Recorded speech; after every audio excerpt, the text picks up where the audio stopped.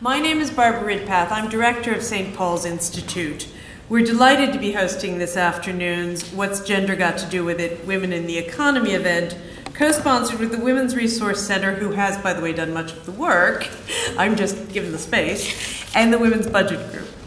This is part of our ongoing commitment to equality issues at this cathedral, be they gender, sexuality, income, race, or opportunity-based. Some of you will be aware that in July we began a series entitled Women in Leadership. This event, together with a mentoring event we're doing in early March for young women, and an event with Just Share in late March and Christian Aid on gender equality and new structures of gender equality at the local, national, and international level, are all part of a continuing series where we're trying not just to talk about this, but to effect some change. This is a particularly propitious afternoon to be holding the event because those of you who have looked at the BBC today know that while our first Women in Leadership event came just after the vote for women bishops in the Church of England, today the Church of England is admitting its first woman bishop.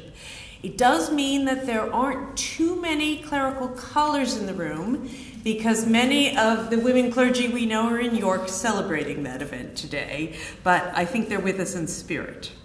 The timing for this is very good because I've been reading about cross-party efforts to put political platforms together that work on gender equality issues before the general election.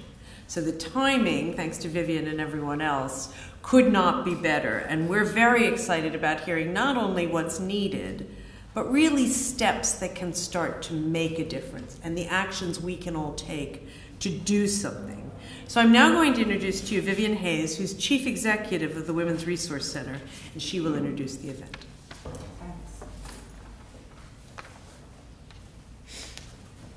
Thank you, Barbara, and thanks for hosting this event for us and also to the Women's Budget Group. As Barbara said, it's really timely for a number of reasons, not least because what we see is discussions about the economy not working. We've had Miliband talk about cooperative capitalism and Cameron talk about responsible capitalism. So there is a door open for us to find a way to reshape the economy that works for everybody. Our fear is that often when new debates start, women are excluded, and again we're left at the bottom of the pile, at the sharp end of austerity policies, and with women's contribution almost invisible. So today is about us putting our mark on that debate, and I hope that we're going to have lively question and answers, and that some of those might be challenging because it's through those challenges and debate that we reach the best solutions. I'd like to thank all our panellists and our chair today, and I now hand over to Sophia Cannon, the chair. Thank you all.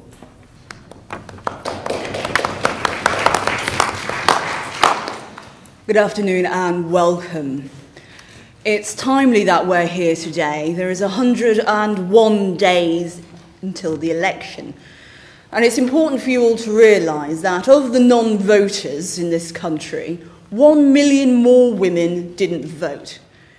And as we're all aware, the hard-won fight that we had to get the vote 97 years ago, we can imagine that our ancestors and our ancestors are turning in their graves.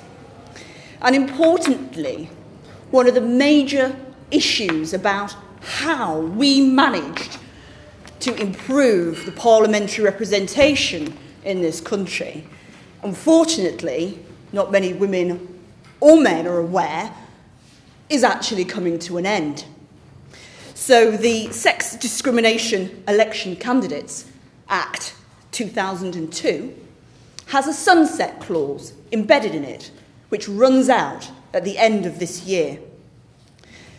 So the all-woman shortlist put forward by the Labour Party, and to an extent the A-list promulgated by the Conservatives, after the end of this year will be illegal.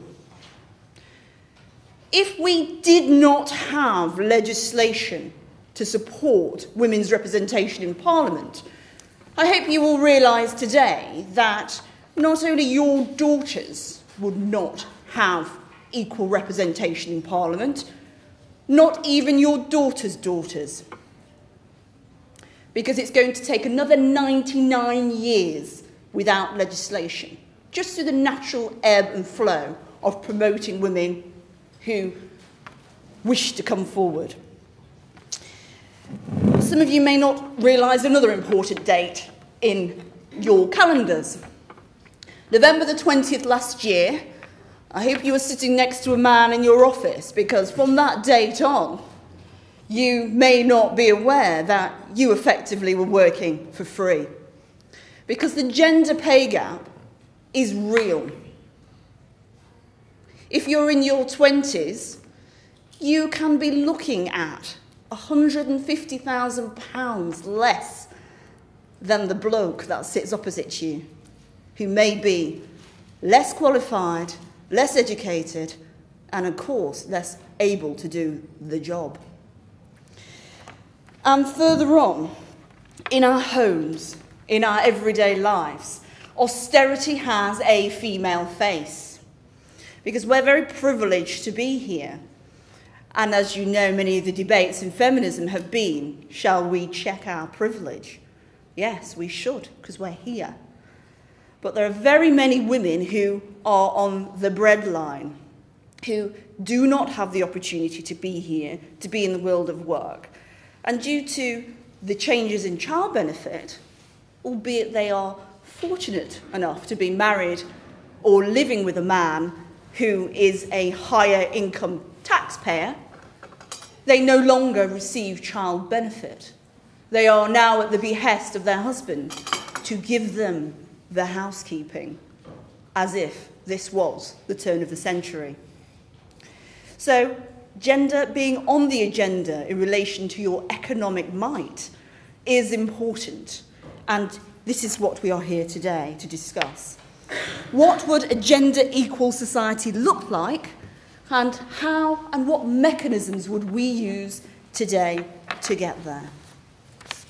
May I introduce to you, in turn, I have Rebecca Omonira. She's a freelance reporter. Her focus is immigration, women, and economics. And I have Professor Stefan, visiting professor from the Cass Business School. And then to my right, I have Jerome de Henau. He is a social economist. His research interests, of course, are economics, with a special emphasis on gender, labour, and household economics, fiscal, social policy, and he is a lecturer at the Open University. And when she arrives, there is Vicky Price. She's an economist and the former joint head of the UK's Government Economic Service. Attendees, each person will speak for about 10 minutes answering the question, a brief introduction of who they are and what their position is, and with a short summary. May I introduce you to the panel? Okay, I'm Rebecca Omonira. I'm a freelance reporter, and I'm interested in using my journalism to expose problems within society, but also to find solutions. To that end, I do a lot of work with universities, most recently Warwick and the LSE, on translating research on politics, law, and the economics for the general public. Much of the work I did last year was about people in and out of work, those struggling to make ends meet on low incomes. Many of these people were women, and many of these women were recent migrants, asylum seekers, and refugees. The women I met faced a number of economic problems. The nightmare of uncertain migration status, whether they were applying for asylum, trying to regularise their status, or appealing a rejected claim. All these reasons could act as a limit on the opportunities that they had to earn a living or to care for their children. I met one woman who'd waited for 1 year, 10 months when I met her, probably 2 years now, for the Home Office to make a decision on her claim. In the meantime, she is not legally able to work. She can't claim full amount of benefits, so she relies on a very limited amount of £70 a week in the form of a cashless payment card, and this covers food and anything else that she can get at her local supermarket. But her complaint is not that this money is not enough, and not that it's not enough for her and her 2 children. It's the lack of opportunity to improve her situation that's the problem. So she tried to enrol in college, for example, but she couldn't afford the childcare because her youngest child is 1. So she wants to work, she wants to go to college, she wants to be useful. Now, I met this lady through a fantastic charity called Women for Refugee Women, who, as well as campaigning, provide a strong network for women in similar situations. They host lunches, skills classes, opportunities to volunteer, effectively empowering women to take some control over their lives. But they are a very small charity. Charities like these aren't the solution here. She needs a decision on her application, she needs to work, or at least be preparing herself for work. Then there's the problem of relationship breakdowns. These can have an enormous economic impact on migrant women. Some stay in difficult relationships because of a lack of alternative.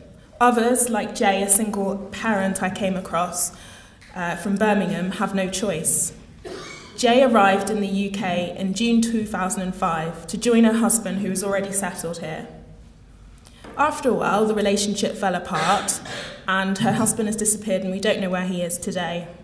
Jay is now the sole provider of her 2 children, with some support from her local authority, as stipulated under the Children's Act. They live in hostel accommodation, receive £70 a week subsistence allowance.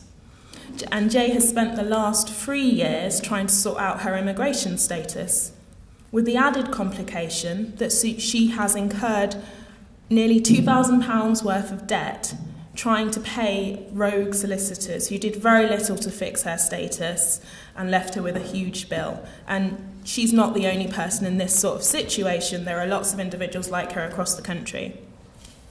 Jay, in the meantime, has no recourse to other public funds such as child benefit or council housing. So it's really difficult to see how Jay can get herself out of this situation, provide for her children, and lift the whole family out of penury. Then there's the problem of welfare reform.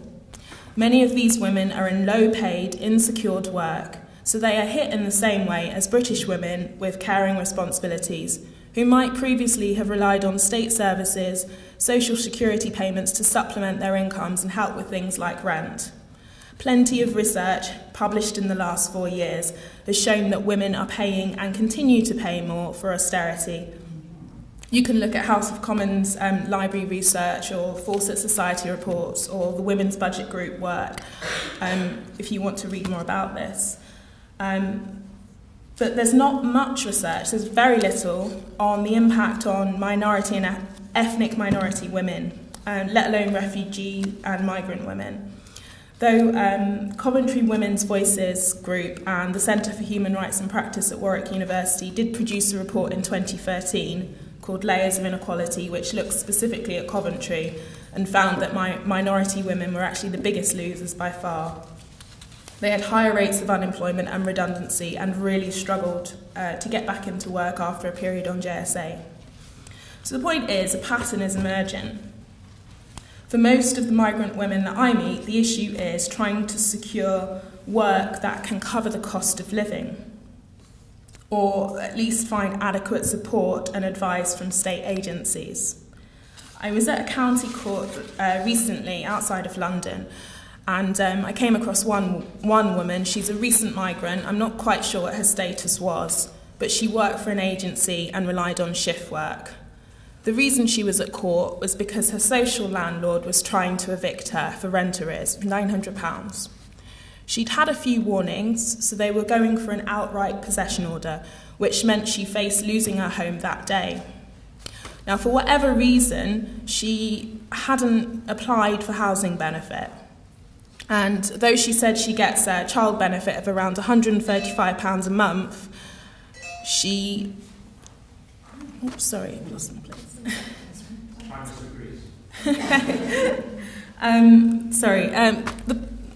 What I'm trying to get at is, how did she get to this situation? And the reason that she gave was that she didn't have enough shift work, and when she doesn't have enough shift work, she doesn't have enough money for her rent. Her appointment to see the judge was about 9:30. It got to 11:30, she still hadn't been seen. I could see she was looking really nervous and kept looking at the clock. It turned out she had to go and collect her child from nursery at 12.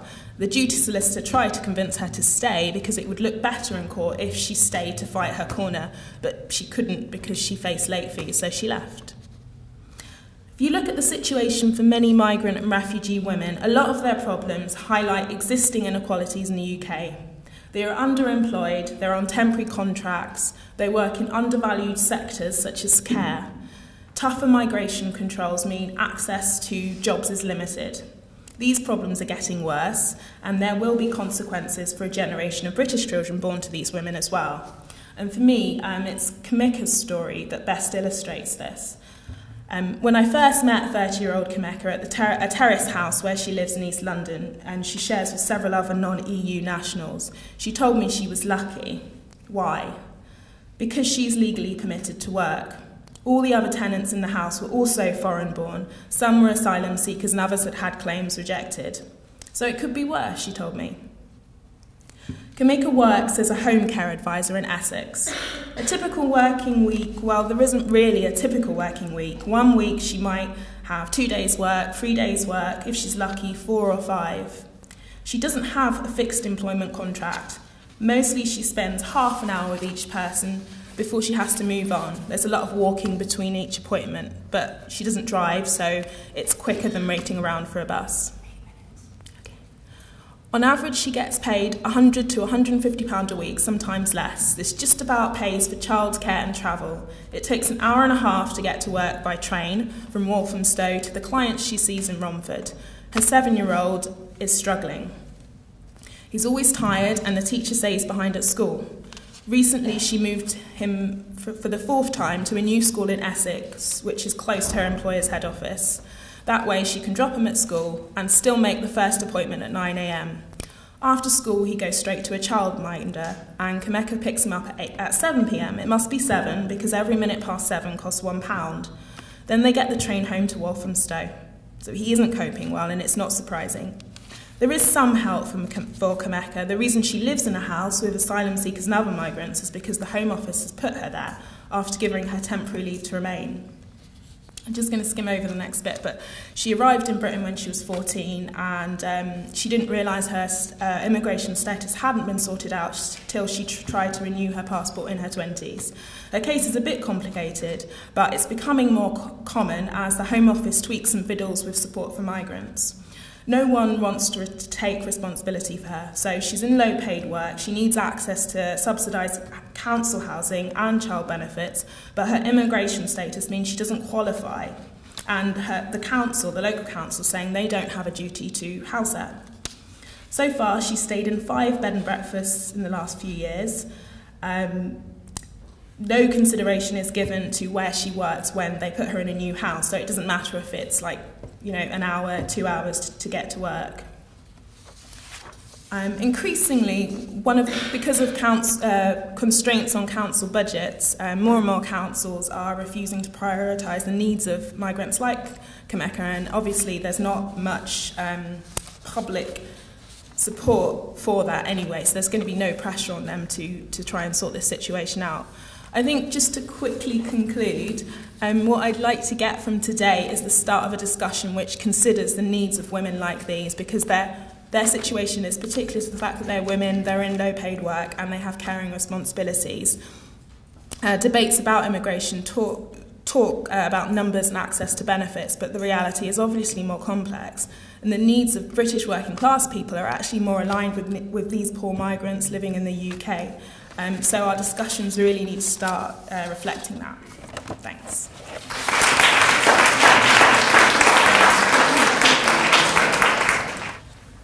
Well, good afternoon. Very good to be here, and thanks for the invitation. And the microphone is just about the right height for me, which is a pleasant change. Yes, Sophia very, very, very generously described me as a professor. I should say, those of you who are real academics, I'm a visiting professor, and you'll know what that means. In the old joke, my mum would say, son, by me you're a professor, and by your father you're a professor, but by a professor you're no professor. Anyway, it's a very nice honour that Cass Business School have given me. I'm really a journalist in disguise. I was at the FT for a few years writing a column on management, and I've written about business management really for the past 20-odd years.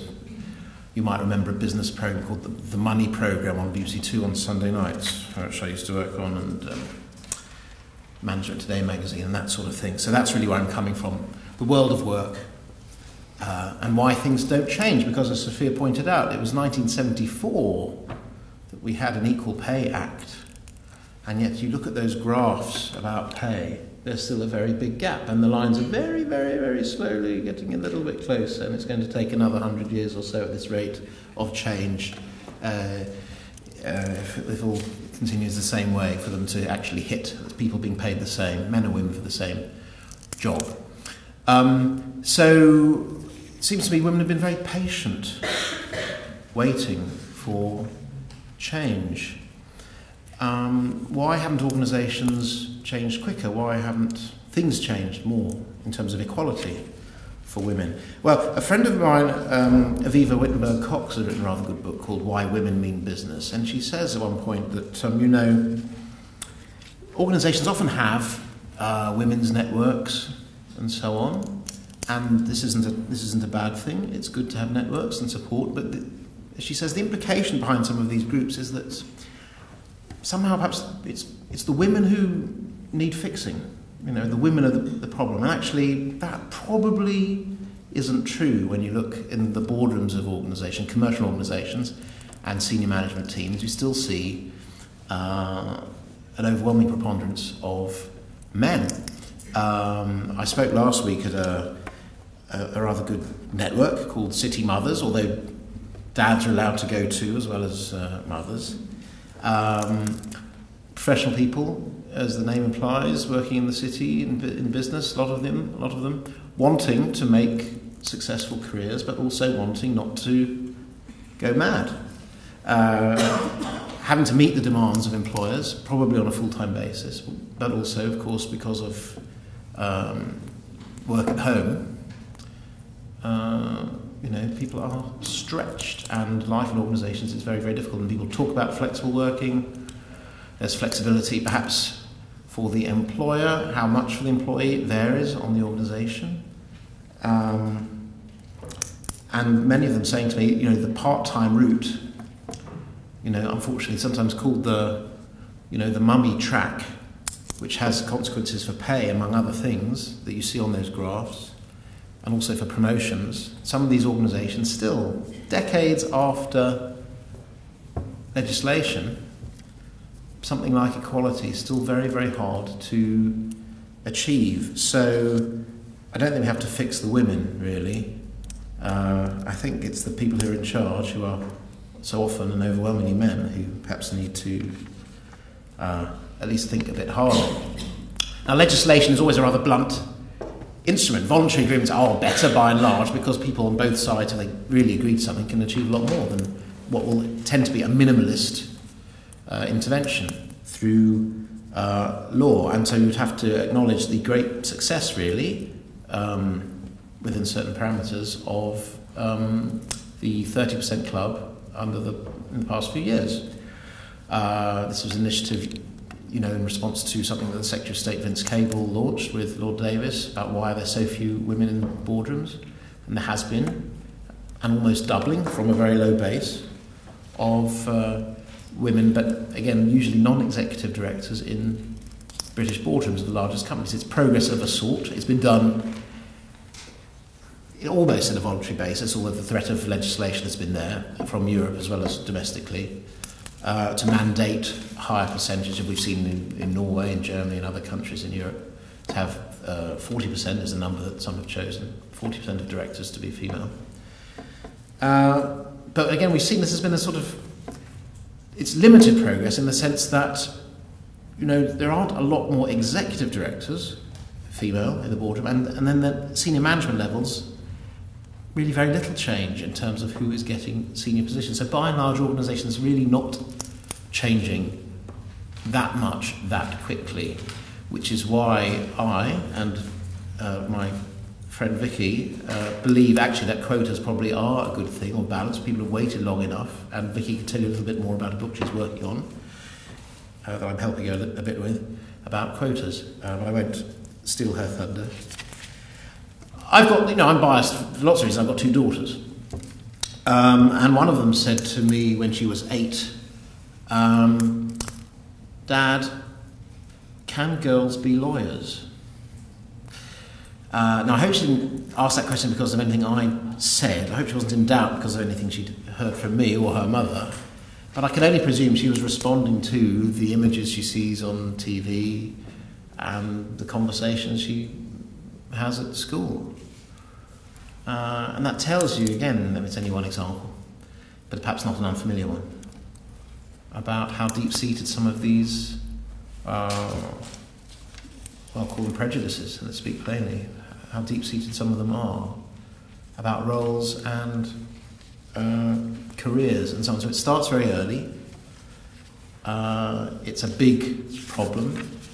We've had legislation, but not much has changed. Linda Grattan, who's a real professor at London Business School, says that only when these famous captains of industry see their daughters being regularly and frequently stymied in professional life will anything change. And you know what she means.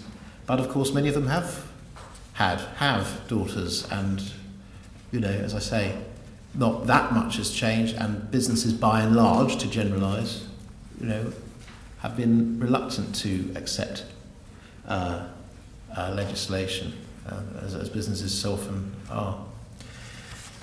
So I'm very glad you're having this discussion. I look forward to some good and difficult questions.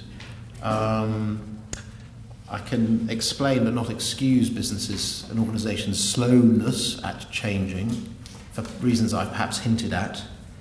And if people do have some bright ideas and suggestions and ways of doing things better, I'll be very pleased to hear them, because, as I say, in over 20 years of writing about this stuff, I've been to quite a lot of meetings like this, where people have said similar-ish things, and not a great deal has changed yet.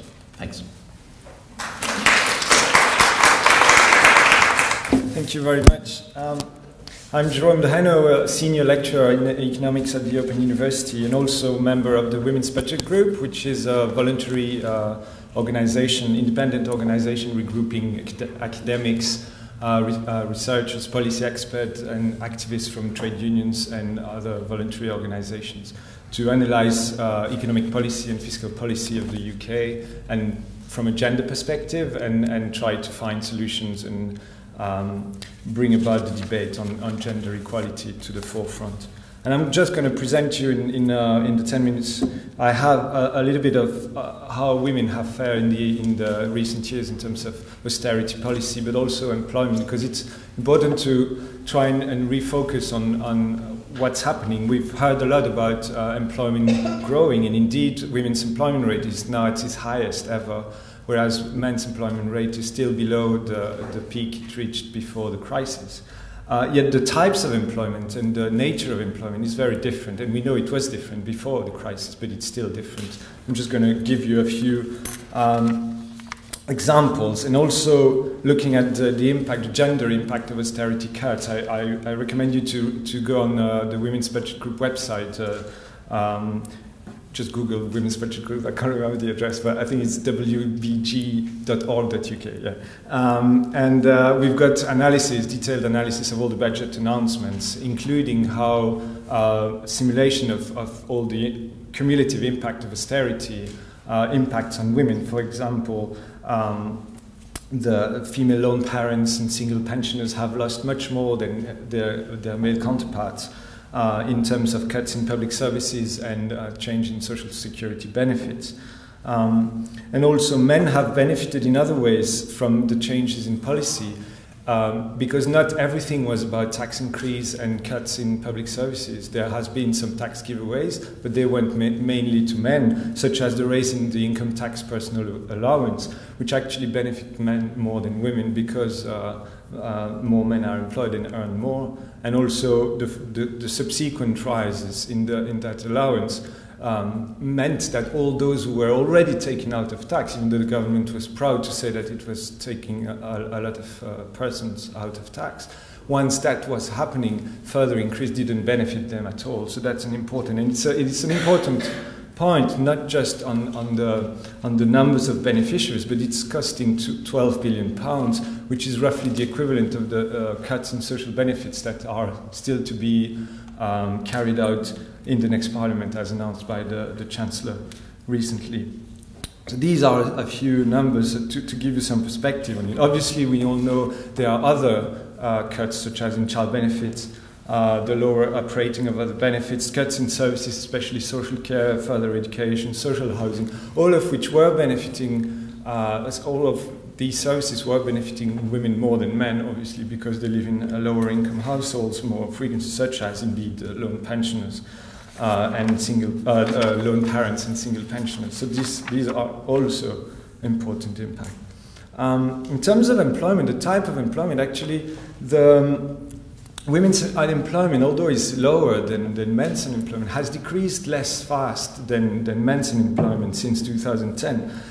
By 13%, while men's unemployment decreased by 31%, and therefore, and it's still 24% higher than it was before the crisis. Whereas for men, it's only 14% higher. In terms of long-term unemployment for the youth, it has doubled for women aged 18 to 24, from 12% to 25% in terms of the proportion of unemployed who are unemployed for longer than 12 months.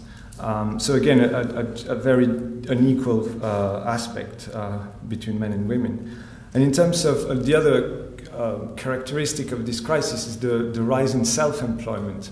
And it's far from being entrepreneurship and innovative, promising future. It's very precarious self-employment, and it's almost like a way out of unemployment or inactivity.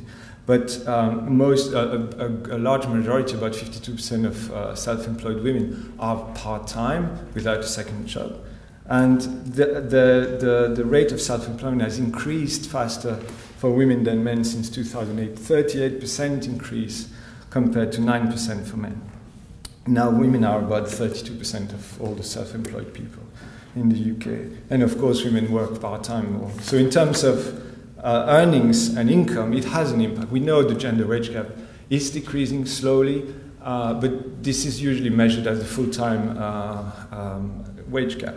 But if you look at the earnings gap, that is for all women and all men earning, accounting for the working hours, obviously it's still very high, and it's about 40%. So women earn per week 40% less than men on average.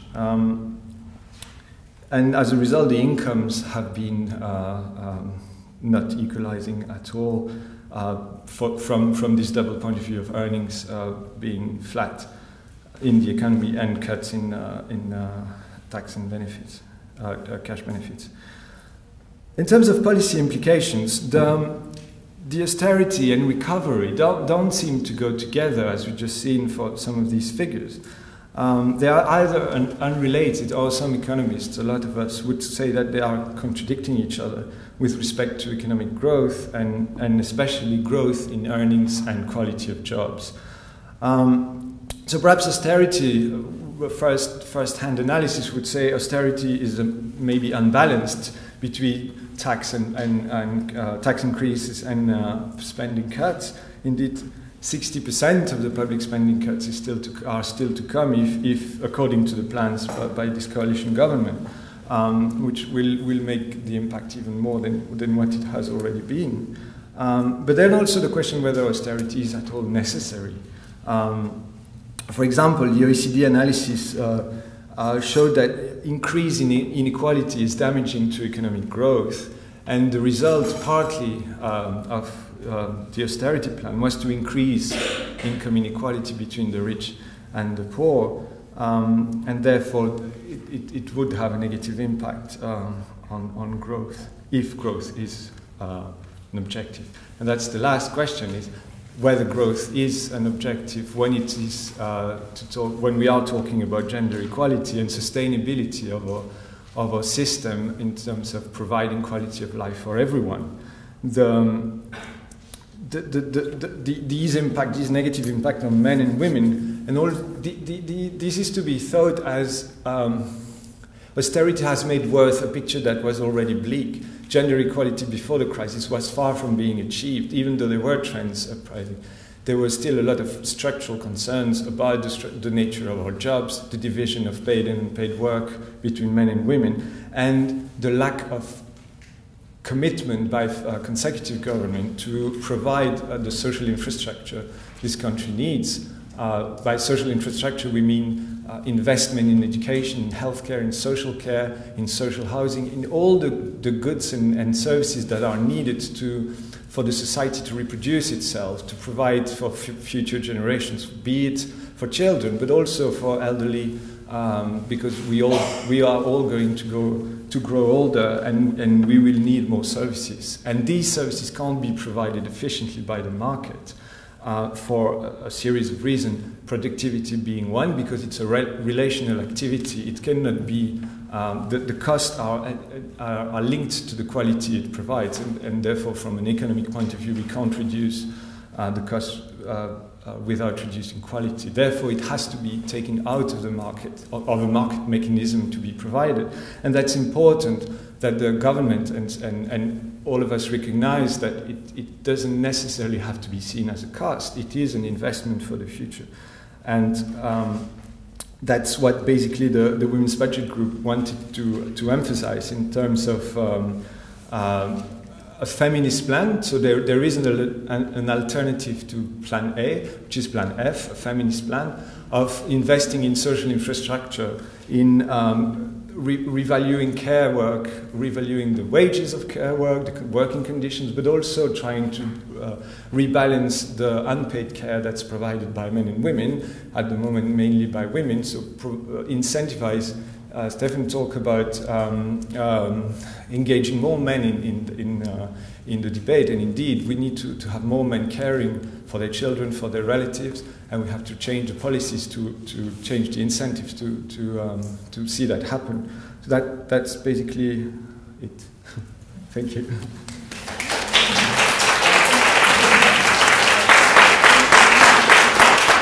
Hello. Well, first of all, apologies for arriving a little bit late, but for those of you who don't know me, I declare an interest, which is that I am Greek, and the Greeks have just managed to vote the first anti-austerity, extreme left-wing government in power, which has sort of brought the jitters, if you like, across the sort of markets and everyone else in Europe. So, not everyone else. Some of us are very, very, very pleased. Yes. I'm very pleased to hear that. Really pleased to hear that, because this is the point I've been trying to make all day. That in fact, finally, the Greeks have shown that austerity doesn't really work, and they have protested against it. And so it's a very positive democratic movement, which is very good news. But of course, you never know how it's going to end up. So excellent.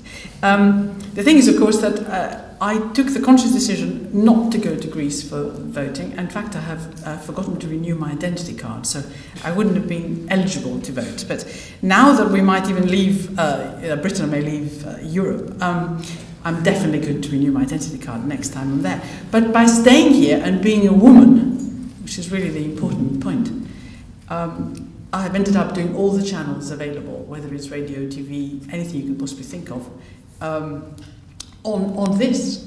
So I've been rather busy, and everything's been going crazy. So apologies for arriving late. The second thing, of course, that I have to apologise about is that coming down here, I just assumed that despite the hashtag and everything else, it was no point in even worrying, because I lost connection completely. So it was a shock when suddenly the phone started making a noise, and I was actually able to do all these exciting things like tweeting and what have you, but it does do so sporadically. So apologies about that. But it just shows that perhaps we women are not terribly organised as we'd like to think we can be. But that is because we have so many different responsibilities. We multitask, we have children, we go to work. We're supposed to be even better than the men if we want to succeed. And that's really one of the points that Stefan and I are trying to make in the book that we're writing, which is called Women Need Quotas. Although originally I wanted to call it Womanomics after the other books I've written, which are called Greekonomics and Prisonomics and a few other things that are coming on. And it is really from a sense of, well, we are different. I mean, women are different. What I discovered the brief spell I spent, as you probably know, in prison, is that gender really matters. It really seriously matters how you treat people who have different needs and different allegiances, if you like, in terms of the external world. Women are the ones who are mostly responsible for their children. If you look at women in prison, for example, a third of the women who are in prison and have children are themselves single mothers. And of course you separate them from the children, and the cost to society is extraordinary. I mean, I'm an economist. The first thing I did was starting to add up whether any of this was making sense. And of course, women separated from their children not only become terribly depressed and try and commit suicide, which is of course the worst thing can possibly happen, much more than the men. So there are gender differences already, immediately. They account for only 5% of the prison population, and yet they also account for a third of the attempts of self-harm, which is extraordinary when you come to think of it. So that's one very worrying thing. And the second thing, of course, is that because they are the carers, they are the ones who see their family, if you like, destroyed. And when a woman goes to prison, just again to understand the differences, only 5% of children stay in their own homes. They're moved either to relatives, and then of course they lose contact, if you like, with their background and go downhill from then on, or they're taken into care. And there is a huge percentage of both men and women who are in prison who have been in care when they were smaller. And the likelihood of them committing an antisocial act and also being NEETs, which is not in education, employment and training, increases very substantially, and the likelihood of actually performing an antisocial act, including crime, goes up by 4%. Goes up 4 times, not by 4%. Now, why am I saying this? Because actually, there is economics behind every decision that even government policy can make, and it is at our peril, by which I mean the economist's peril, if it's not handled properly. If you're doing a cost-benefit analysis, which is what I used to do when I was working for the government, and I was joint head of the Government Economic Service, so my job was to make sure that across all sectors of the policy making, there was proper cost-benefit and proper analysis of any impact of a policy. You look at everything that might affect decisions to go one way or another. What seemed to be completely forgotten in terms of women is, first of all, because of course they were a small percentage of the prison population, they were ignored. And the second thing is the cost that's associated in putting women in prison is so much greater than it is for men. Not only does it cost about £50,000 a year to have them in prison, but the cost to their children, because of the factors I mentioned before, are higher for society than the cost of just putting them in prison. Because keeping a child in care costs also, on average, £50,000 a year. In fact, it costs a lot more if they have all sorts of problems, which very many of them do. And then I mentioned that they grow up being NEETs, not in education, employment and training. Now, what happens when that is the case? Then it costs society an awful lot of money to keep these people going. Welfare payments and so on. And if you were to calculate all these costs, you would realise immediately that instead of putting people in prison, where in fact prison itself is not a deterrent for crime, but actually can increase crime, has huge costs to society, which can be considerably less if you did something else, where the offending is less, where the costs are less, and where children can become proper members of society because they're kept close to their parents. Now, these are just examples of how gender needs to enter into decision-making processes that the government, uses in order to develop policy. And they very often are not. And we as women have a duty, if you like, to ensure that those issues are put right at the top of the agenda, and that the costs and benefits of particular actions are properly evaluated. But that includes the workplace issues that Stefan was talking about, and also we just heard about from the previous speaker. Now, why is that particularly important? Well, again, Let's just look at what we've been hearing about wages being lower, about part-time work, self-employment, which really don't pay very much at all. The stuff that Jerome was talking about. Well, the reason for writing the book that Stefan and I are doing is not because we think it's unfair. It's exactly what I did with the Prisonomics book. Not because we think it's unfair, but which of course it is, sort of treating women differently and ending up with loads of women in segregated areas where they earn very little. Let's look at nurses, social care and so on, populated mainly by women. But it is the cost to society. It is much easier, if you're trying to influence policy, to think about what you can save and what the economy can benefit from if you do it one way rather than another. On the prison stuff, you can save an awful lot of money by doing something different. We are very resource constrained. There are budget cuts all the time. If you don't do the right thing and you just overpopulate prisons, you're going to end up with more problems. On the more general work side, again, if you don't employ the women in the right places, then you lose in terms of economic growth and in terms of productivity. Now let's think about it even for a second. Women now go to university a lot more than the men. I mean, they actually outnumber them. And even in the professions that you think are particularly male-dominated, strangely enough, even like medicine and also the legal profession, women enter those ranks in larger numbers than the men. And then, after a while, they disappear. Not only after a while do they start earning a lot less, but then they leave. Now, imagine you're an economy, a society, which invests an awful lot in your training, and then you just go off and don't actually use it. But that is a waste. Economically, that is a waste. Yes, perhaps up to a point, you're educating your children, you're there, you're more intelligent, etc., you're making better choices in democracies. Fine. But what about the tens of thousands, if not hundreds of thousands of pounds spent on your education by the state, by us, taxpayers, you and me? Why should we lose that? And what happens, of course, is that women in particular not only suffer from unconscious bias and proper bias in various places where they work, but then, of course, they have the big motherhood trap. Do they decide to have a child? Can I come back? When they do decide to have a child and take even a little bit of time off, the wage gap that we heard about is never made up, which is an incredible finding. And what happens when they come back? They very often get passed over for promotion. We know that from case studies that have been done by the Department for Business. But also what happens is that they come back part-time, or they come back to areas which require lower levels of skills than the ones they had originally before they left. Of course, you lose productivity that way. They don't work as long hours, perhaps, as they would like to do, and they work in levels that are below what they can do. What does that do to the economy? What is it that we're worried about right now? Low productivity. And what do we do with our policies? We actually encourage that low productivity about women. So, of course, there is a choice that women can make. I always thought it was great because I could decide at any point to just stay at home, and nobody would say, oh, well, what have you done? You're a failure. They'd say, great, you've decided to put your 5 children above anything else. Well, in my case, I couldn't afford to put my 5 children above anything else because otherwise they'd starve. So I had to go back to work. But a woman has a choice. But as an economy, we don't have that choice. As an economy, we need to encourage women to get back to work as quickly as possible, I'm afraid. Or if they get back to work, to go back to work in a way that allows for all these other pressures they have, this multitasking we're talking about, this need to go and collect children from school we've just been hearing about, to take them to the doctors, to be accommodated in a company.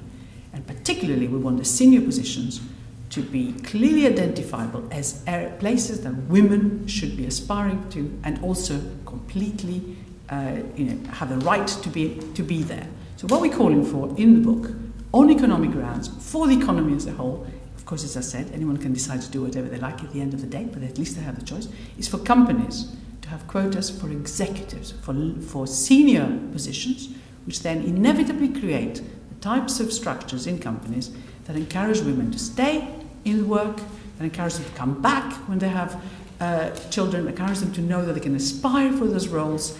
And by the quotas, it means that companies will have no other choice but to make sure that the women they employ have the ability to rise in their organizations and then be counted, if you see what I mean. And that's what the book is about. We don't worry about quotas for boards, we worry about quotas for executives, and because we think it's actually incredibly good for the economy as a whole. Thank you.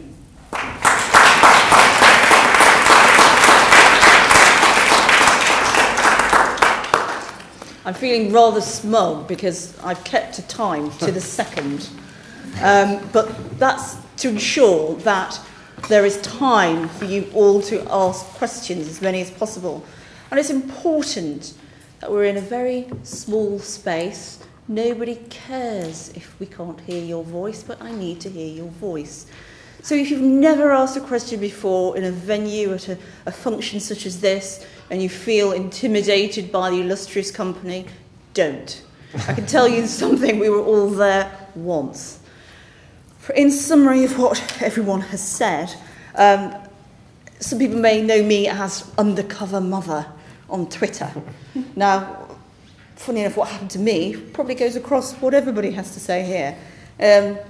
I was a trustee at the Women's Resource Centre, and I was for 7 years. During that time, I was fortunate to become pregnant, and pregnant with twins. And I can only describe the, how would I put it, the poverty that I found myself in. First of all, becoming pregnant. Secondly, yes, he ran away and left me. And thirdly, I also became ill. And what was quite shocking, that 1 minute I was a high-earning, high-flying barrister, and the next minute I could not even claim benefits, and I did not have enough money to feed my children. I could not believe it. I sold everything that I had, and I sat down and thought, hence the hashtag Undercover Mother. If you looked at my timeline from the early days, that's how I became vocal on the importance of, actually, first of all, if you're in your 20s, that's why it's called family planning. I was 32, I was established, I had paid off my education. My education cost me, to get to the position that I was, £45,000 to become a barrister, and that went to waste. And then the other shocker was, trying to get back to work with twins, I turned up and said to my nursery manager, but I had them at the same time. Because what I hadn't realised, pregnant once, you have to pay for two. And the cost for twin childcare in London, I always throw this out to the floor because it's quite funny. How much do you think it is? Anybody? Guess. Higher. Yes, what? £70 a day times by 2, times by 5, times by 50. You're looking at £30,000 for twin childcare in London. At one point, one twin would go in the morning and one would go in the afternoon, just to allow me respite. That didn't work. But it's that issue of how easy it is to slip into poverty after pregnancy and not planning your route back into work. Again, being a barrister, I was self-employed. So you need to think about, you may think yourself in your 20s and your 30s, I don't have caring responsibilities. Oh, yes, you do. Because the other trick that you have are your parents or your grandparents. Care is female duty. You will find that if you don't have to look after your children, you may have to turn around and look after your mother. So I want you all to question this panel and question your own lives about how your economic value is devalued in this economy. And importantly, what are you doing about resurrecting your rights and your responsibilities? So please ask questions. Please stand up, especially if you do not feel at the moment that economics is for you. Any questions at all? May I take them in pairs? I'm going to take pairs of questions to speed things up. I'm going to take the lady in the red, I do apologise, the delegate in the red, and the delegate in the black at the back with a hand up. Could I take your questions, please? Yeah, hi, I'm Giselle Warren. Could you stand? Oh, sorry. I thought you meant next door. Oh, please. Giselle Corey, Institute for Public Policy Research. Like most people here, probably aware of the problems, but less aware of exactly what we can do about it.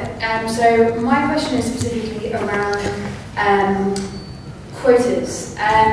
So I'm a bit split on what I think about quotas actually, and part of my caution is that I think the underrepresentation of women on boards is it's just a symptom of a lot of wider problems that we're all aware of. And correcting that won't correct, I'm not sure correcting that will correct those problems. So just interested in evidence, either statistical or formal evidence or anecdote from your experience of why you think that quotas will work. And the lady about your question, please. I'm Diana and I'm the chair of the Women's Budget Group and Economist. And I want to ask the panel whether they don't think that although some women may need quotas, all women need much more than quotas. I was thinking about the kind of women that Rebecca was talking about, and quotas will benefit women like me with a university degree, but what will they do for the low-income women with few rights that Rebecca talked about? So I wanted to ask the panel, don't we need much more than quotas? We need a caring economy. We need the kind of investments that Jerome was talking about in care and in social housing and all the things that support women in their caring roles. What we've seen over the last 5 years is complete decimation of the kind of services and the kind of social security benefits that women could once rely on to support them in their caring roles. So I'd also like to ask the panel, don't they think it's important as well to focus on this and to question in the election campaign that's coming up, all those politicians who've signed up for a charter for budget responsibility, which seems to me to be actually shuffling off responsibility towards the women, especially low-income women who are carers in our economy.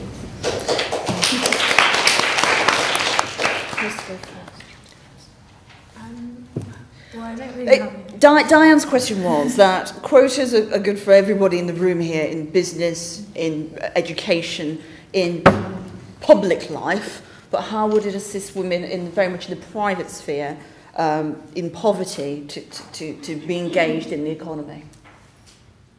I don't think it does. Yes, please. Okay. The two questions. The first one, you're absolutely right about boards, and this is why I'm not focusing on boards at all. The quotas are not for boards. The quotas are for senior positions in companies, which then act as a sort of filter down to ensuring that the companies keep the people there, and they encourage them to come back or have flexible working or have shared jobs, a bit like what goes on in a civil service.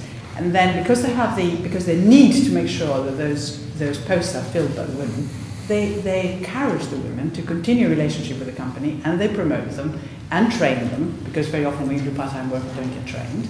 And then therefore preserve places, not preserve, but of course they still have to go for them and be, lots of good women will go for them, in order to, and that's how we work. Whereas in the boards, what tends to happen is that the quotas are met mainly by non-executive, part-time non-executive positions. None of the people who work in the company would really even notice what goes on with the board, or at least very few people do. And very many of those positions, because there are now targets for them, of the women, are met by hiring foreign women possibly, or serial board members who may be sitting on all sorts of different boards. So that's why boards is a non-issue really. In our view, the important area is just senior positions. Above a certain level, you have senior positions, which means that you've got to keep all the people further down. You can't just pinch them from other firms because you all have quotas. So you encourage the ones who you've got in your system to rise through childcare, all these provisions that the lady over there spoke about. Quite a lot of them, of course, are offered by companies if they really find the need to keep women working in their organisation. So it will need to be a partnership between public and private sector. But just on the quotas, of course, it's absolutely spot on that quotas are not going to solve everything. And of course, there are all sorts of things about the importance of childcare and also remunerating people economically, because that's one for the work that they do, which for the moment doesn't have a price for it, like caring for your parents or even your children if you have to stay at home, and for the loss of your income. All we're saying is that quotas are a necessary but not a sufficient condition for achieving the things that we want to achieve, and you're absolutely right. Giselle said, though, the evidence for quotas, are they good? Do they work, Stefan? Shall I? Perhaps I should stand. Yes. Yes. I always do what Vicky tells you to do. I think the evidence is a bit mixed, and I think you're right. If you look at Sue Winnecombe at Cranfield University School of Management, unfortunately, as this number of non-executive directorships has risen for women, so actually at the same time, the number of executive roles and senior management roles for women has not increased at all. In fact, if anything, it seems to have gone slightly backwards. So they've hit this target partly by appointing a lot of non-executive directors, and there's a clue in the job title, non-executive. I mean, it's not necessarily the most impactful role in the boardroom. They're meant to be the same, but they are independent directors, and every board is different. And if you are there as the non-exec, it can be hard for you to make your voice heard in case, especially if you are just one woman on your own. I think a lot of people would say until there are two or three, you can be very much isolated in the conversation. So yes, so there can be a blunt instrument at that level. It's really about change right through the organisation. So I do agree with Vicky. And the point about care, I think, is terribly important. We know about these so-called caring jobs where people are being paid by the 15 minutes, not being paid for travel time, on just over minimum wage. So to earn what you might call a living wage for the day, they have to put in a 12, 14-hour day, and in these 15-minute windows are suddenly supposed to provide something that we call care for people who need clearly often much more than 15 minutes attention in terms of people with disabilities or who need help just to cope with the day. So something unfortunate, to say the least, has happened to the word care, because we're describing these activities as care, but there isn't. I think it was Unison, or was it the RCN, who talked about time to care. Health professionals realise that under the pressure they're under, there isn't time to care. They're meant to be caring professionals. So there was another conversation, really. But I mean, I'm glad you raised it, because we can brush over these things without really thinking about even the words we're using, what we're describing. And so that's why pay at the bottom clearly has to come up to make these sustainable jobs for people and to make caring a rewarding in every sense option. Thank you. Just perhaps the quota discussion, obviously not being complementary to all the policies that are needed, but perhaps the quota should be in politics more than in the private sector. That when you see other governments in other countries or other parliaments with a higher representation of women, they are also more gender equal. They have implemented more gender equal policies, and therefore the care agenda can be more better put forward by that. By quota, the problem in the UK is probably not so much to have quota in the list, the electoral list, but changing the electoral system, because the first past the vote in very geographically isolated entities will create obviously bias if you just ask people to, as opposed to a proportional representation system, which has proven much more efficient, for example, in Belgium, Netherlands, Denmark, and all that. So that's probably joining both debates together, but it's still a long way. Thank you. Can I just quickly add to the lady in red, if you wanted to find out more about quotas, the LSE, the Gender Institute, is actually running a commission on inequality and power in politics, and they've done a lot on quotas and that, looking at places like Spain and Portugal and Ireland as well. And it's quite interesting, so I'll give you the details after. Questions? The lady in the white and the lady who stood up. Sorry, I'm saying lady. The delegate in the white. The delegate in the scarf right at the back. Please, in order. My name is Helen Jackson. I'm on the board of Grandparents Plus, and one small point I wanted to make was that to Vicky, one of the things that happens when single mothers go to prison is that the parents often suddenly find themselves caring for the children, that is not recognised properly in any of the present legislative situation. The majority of such people are of working age. Employers can't understand why a grandparent is wanting time off rather than a parent, and they are discriminated against. The other point I wanted to ask, really, is we can deplore the gender gap, we can deplore the inequity of wealth, and many people have, particularly on a gender basis. But should we not address this partly by the celebration of part-time working, of job sharing, and make that an aspect within employment where we do expect good quality employment to actually celebrate the part-timers, make sure that when there are opportunities in senior management, job shares are offered, so that responsibility is there. But that also, the fact that people are wanting to engage part of their lives in this hugely important job of care can properly be recognised as well. So I do know both of my sons in law, for example, have had immense pressure when they have wanted only to work part-time without losing prestige and respect. So let's celebrate that sort of answer and indeed carry on deploring the inequity. Thank you. At the back.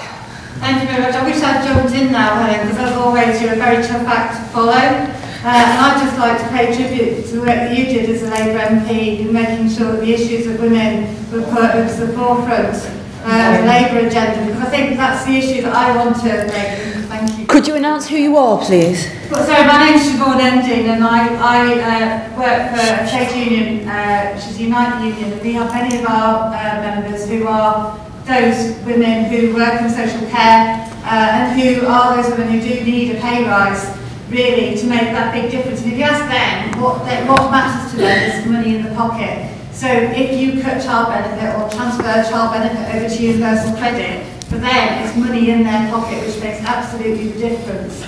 And you know, from my perspective, we've come a long way in terms of the care agenda, from the likes of Harriet Harman, for example.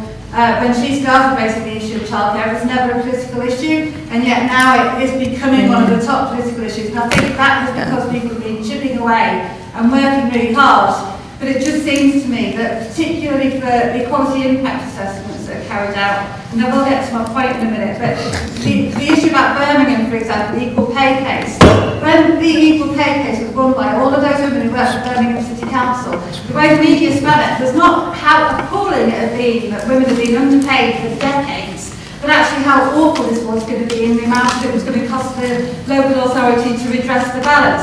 I think that's a problem, and I think we've got a cultural issue where our Prime Minister will say that equality impact assessments are tick box nonsense, to quote, then we've got a problem. My question is, when the Equality and Human Rights Commission had the audacity to question the 2010 budget in terms of its equality impact, what followed then was almost decimation of the Equality and Human Rights Commission. What needs to happen to rebuild our framework and carry on that argument, which actually puts the issues of equality on the agenda and holds the government to account? Thank you. Jerome. Well, maybe after. I mean, there was just a small point to reply about the part-time. Obviously, I mean, it's kind of a difficult question in a way, and not difficult if you change the label, but there's a big divide in feminist research about what to do with the part-time. Should we value part-time? Should we recognize part-time? Should we embrace part-time and give more quality to part-time?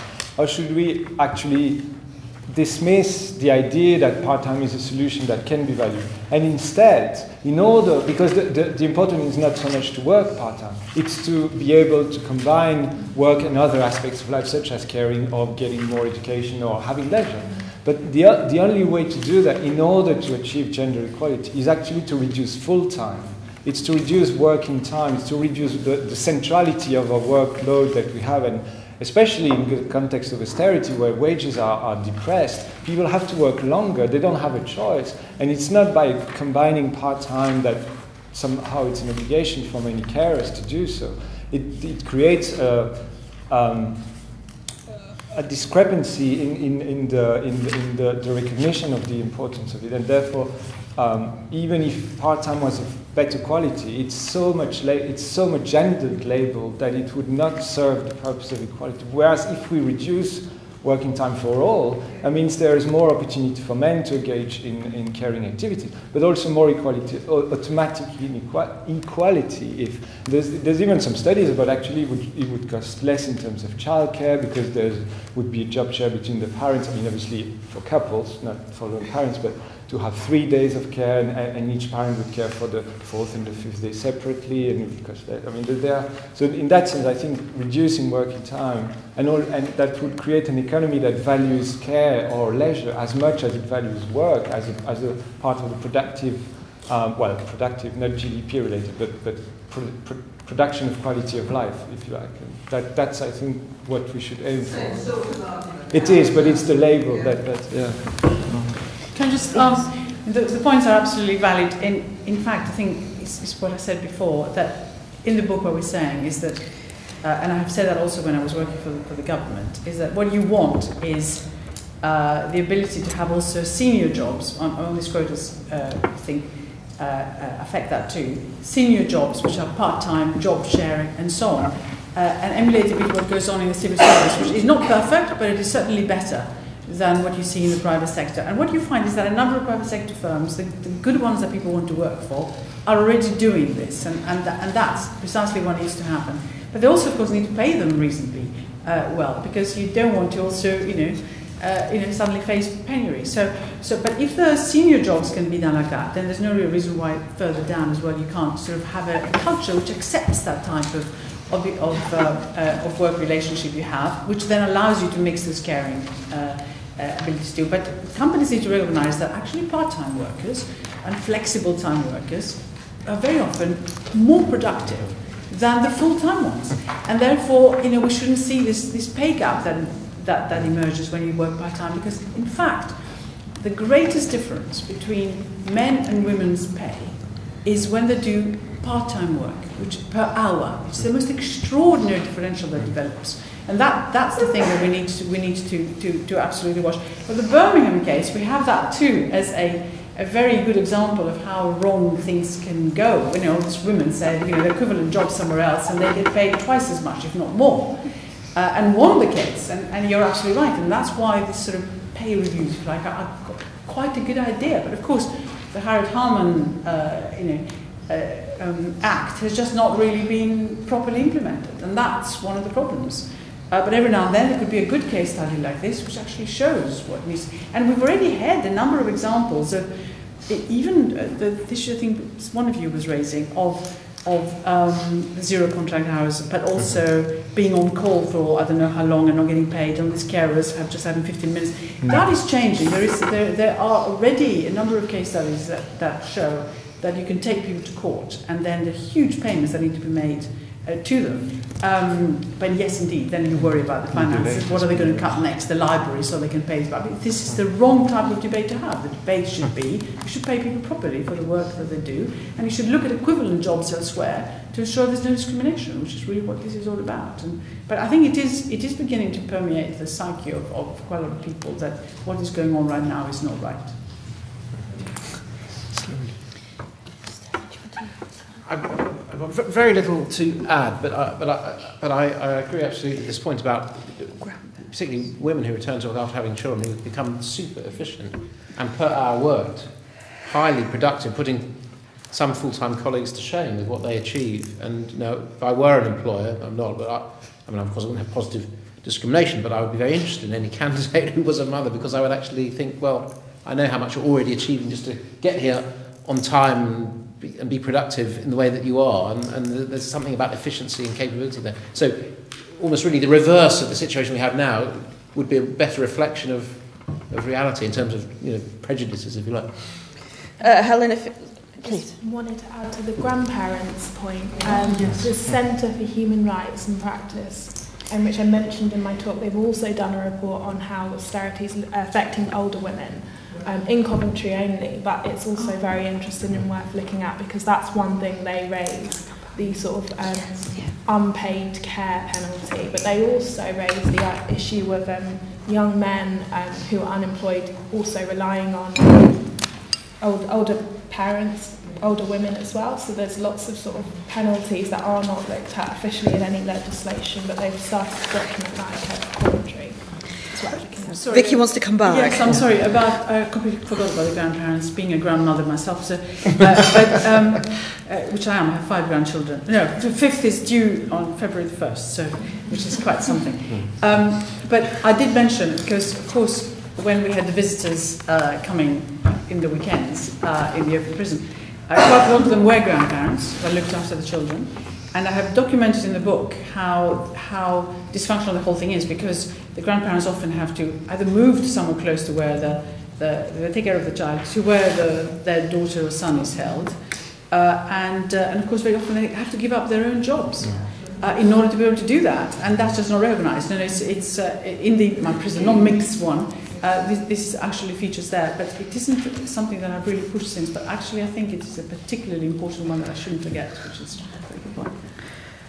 Yes, Helen. Just in my former capacity as a barrister, I was one of the junior barristers in 2002 that helped bring in the special guardianship legislation, which supported many what I used to call the grandma from Grenada or the aunt from Anglesey who would show up in care proceedings wishing to take care of their child, and the local authority, of course, would pay foster carers and adoptive carers money, but would refuse often to pay family members to support their own kin. It was called the kith and kin legislation, and it's something that I fought for.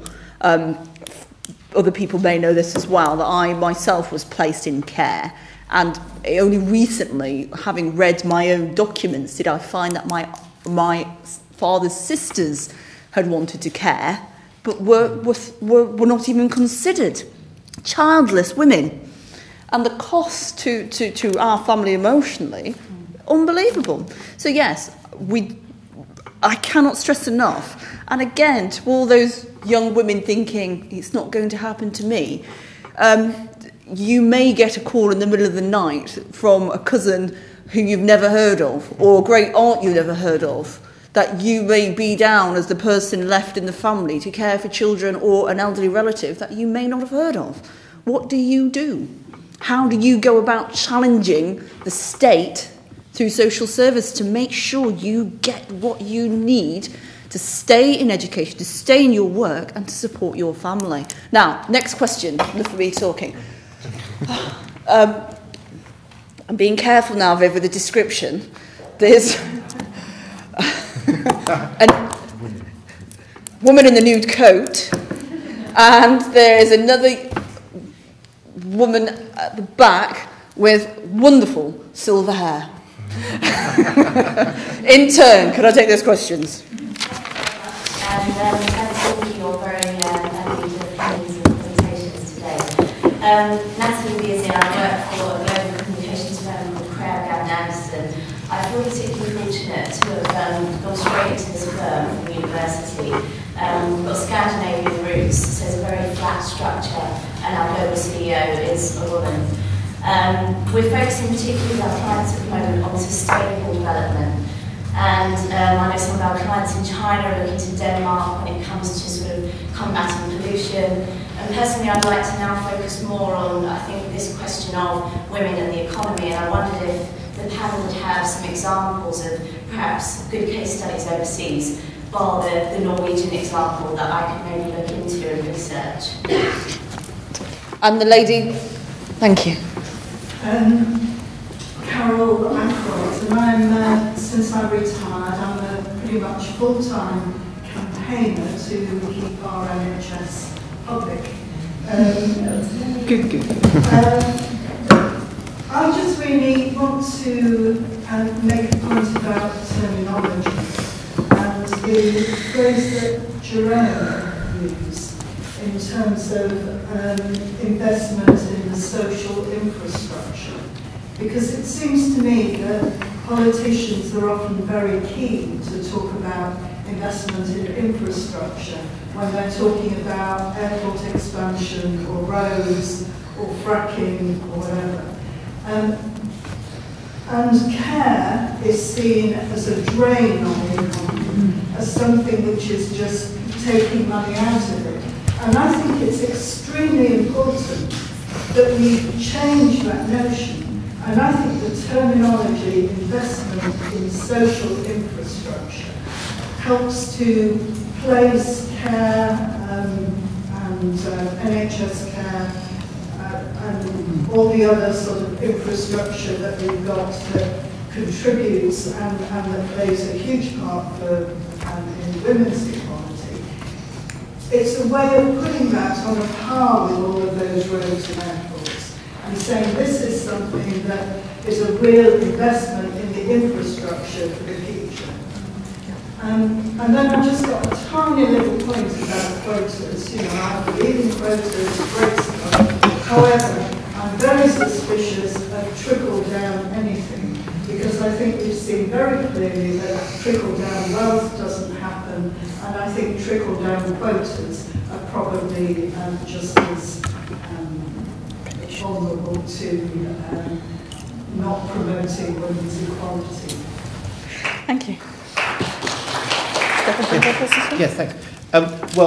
Natalie, sort of disappointing answer, but I mean, since you work for a Scandinavian company that has a woman CEO, you're already, in that sense, way ahead of the game in terms of personal experience, as you will know better than me, in Sweden or Denmark, for example, how attitudes and practices are just completely different. And so I mean, it becomes boring to invoke Scandinavia, perhaps in this context, but it's a cliche because it's true. And you know, so I'm not sure where I can give you better examples. I can give you bad examples. I'm a journalist. My question is more, perhaps I put it the wrong way. Yeah. What value do you see, and how effective do you think it can be to look overseas for case studies? Or do we need to be really focusing, you know, what works in the UK? Can we take models from overseas and bring them Right. Yeah. Okay. Well, that's a very interesting. It's a massive question. Because, of course, in Britain, we do have this sort of slightly odd, looking both ways tendency. We want continental levels of social support and care with sometimes what we think will be US levels of taxation.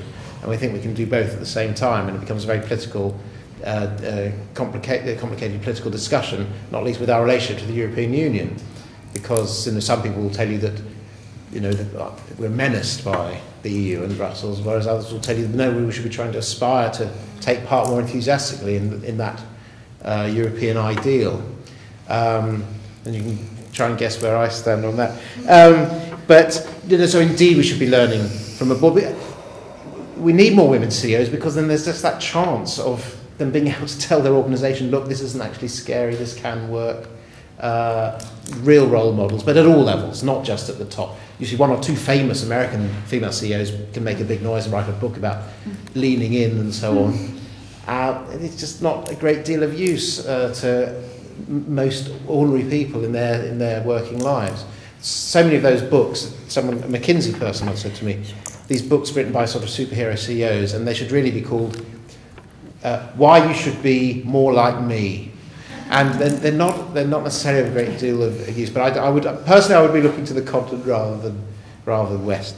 And I don't want to lose the word care. I agree with you that I think I just said, I don't want to repeat myself, that something very unfortunate has happened to the word care. But if we give in on that, then the concept itself will be undermined. So I mean, yes, social infrastructure is a very sort of intelligent and interesting way of describing it, and will be useful to some people and to policy analysts. But we mustn't also forget about this concept of care. That is the problem, as I said earlier. The concept of care itself has been devalued, when care is something that's supposed to magically, suddenly happen in a 12-minute window by someone who's already travelled dozens of miles to get there and is going to get home very late and actually got their own home life to worry about as well. That somehow for 12 minutes and £7.50 an hour, they're going to care for someone that they've only just met for the first time. That's, I think we mustn't give in to that concept of care. We must reinvest in the word care some meaning and some value, commercial in terms of reward for the employee, but also non-commercial. The value of care shouldn't be undermined. That's another very big question. Yes, please. In terms of the overseas examples, most of my work is on comparative analysis between different countries and welfare systems, so I could give you a lot of resources if you want. I think perhaps one example would be Iceland and the way they've implemented their parental leave reform, to talk about examples that the UK could borrow in terms of how to equalise take-up for men and women. But also this idea of taxation in the UK, that everybody is very allergic to being taxed more. It's very important for us to show to everyone that taxation is a very loose concept. And when you, for example, because of the childcare cost in the UK, which is huge, and the structure of the benefit system, there's a lot of findings to show that the average tax rate that women who go back to work have to endure from receiving tax credits, etc., and then having to pay for childcare. The average tax rate in some calculation is about 90%. That means the amount of income that they would earn from going to work full-time, from not working, having to pay for their childcare, and being withdrawn their tax credit because their income increased, means that 90% of their supplementary income is taken as tax or withdrawn benefits and all of childcare costs. In Denmark or Sweden, the tax rate and social contributions are high, it's about 50% in total, but they have free childcare or affordable childcare. So when you put everything together, you can show that it's not that the UK is a low tax country, it's a very high tax country for many aspects that are necessary for a life to be sustained, such as providing childcare or paying for childcare. So this is the message we could try and weave to convince that it's not going to change the costing of the total, it's going to change the balancing of those costs, and therefore it is reachable. It's up to us to be able to get that message across, and I think that's very important. The same for social infrastructure. I think the message is about the label. It's about the idea of investment and about infrastructure, which is very difficult to convince that the way the economy or the fiscal accounts are being calculated, the infrastructure and investment has nothing to do with the structural deficit. Therefore, we can invest in physical infrastructure because it's a long-term spending with calculatable. We can calculate the benefits further down the line, but paying for teachers, paying for NHS staff, or for childcare workers is a current spending in the accounts. Therefore, every year we need to balance out by tax revenues, etc. Even though it is that activity is an investment, it's an infrastructure, it's building human capital, it's building the future's generation, and it's building our sustainability of our social system and our society. Therefore, it shouldn't be considered as a capital, as a current spending, and therefore shouldn't be part of this deficit reduction. And that's the whole problem. It's both the labeling and also the activity behind that we have to convince people that it's as important as building roads, or if not more important, because of the primary needs everyone has to be cared at one point or another in their life. That's somehow it's starting to shift. The idea that it's an investment and it's an infrastructure, it's building capital, a social capital for the future across generations, in the same way as finding energy-efficient solutions to our ever-increasing climate problem is sustainable for the future. And these in parallel could work together to change the way we conceive our economy. Can I just ask a question about that? Who decides what expenditure goes into current spending and what is infrastructure spending?